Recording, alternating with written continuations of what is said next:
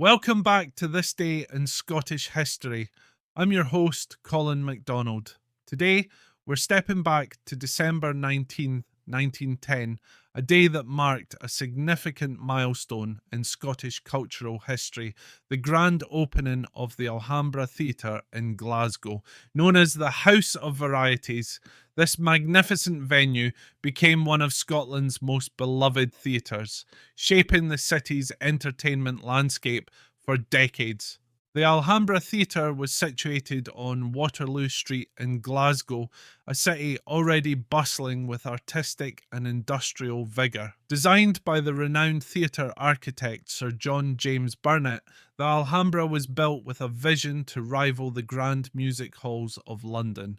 It combined Edwardian elegance with cutting-edge technology, boasting a seating capacity of over 2,500, which made it one of the largest and most luxurious theatres in Scotland at the time. The theatre's opulent interior was a spectacle in itself, with elaborate plasterwork, gilded decorations, and a majestic proscenium arch framing the stage. The name Alhambra was inspired by the Moorish palace in Granada, Spain, evoking an exotic sense of grandeur and mystique.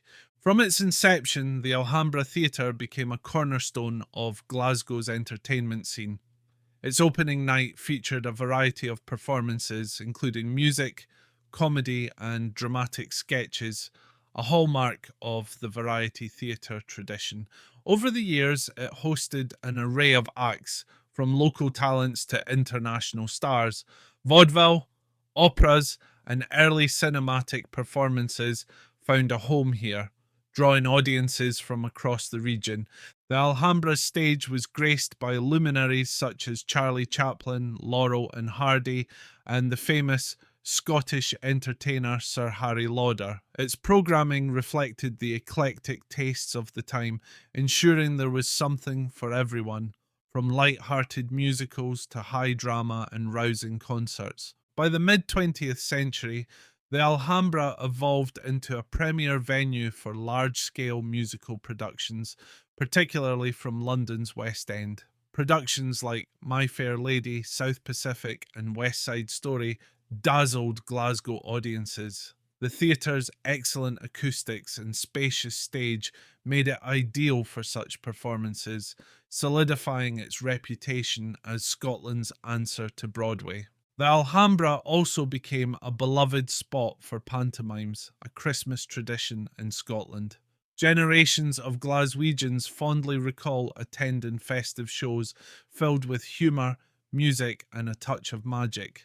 Despite its success, the Alhambra faced challenges in the later half of the 20th century.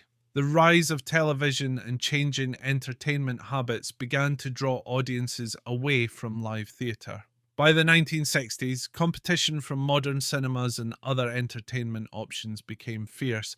In 1969, after nearly 6 decades of entertaining the people of Glasgow, the Alhambra Theatre closed its doors for the final time.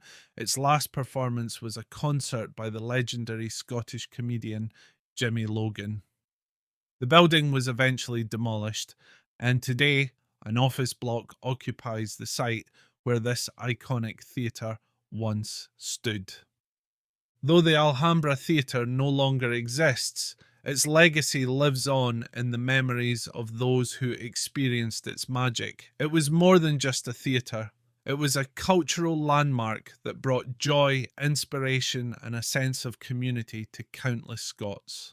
The spirit of the Alhambra continues to influence Glasgow's vibrant performing arts scene, from the King's Theatre to the modern Glasgow Royal Concert Hall. As we reflect on the events of December 19th, 1910, we celebrate the enduring power of the arts to bring people together and enrich our lives. The Alhambra Theatre may be gone, but its story remains a testament to Glasgow's rich cultural heritage.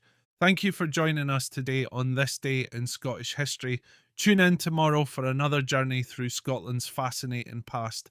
Until then, I'm Colin MacDonald. Haste ye back.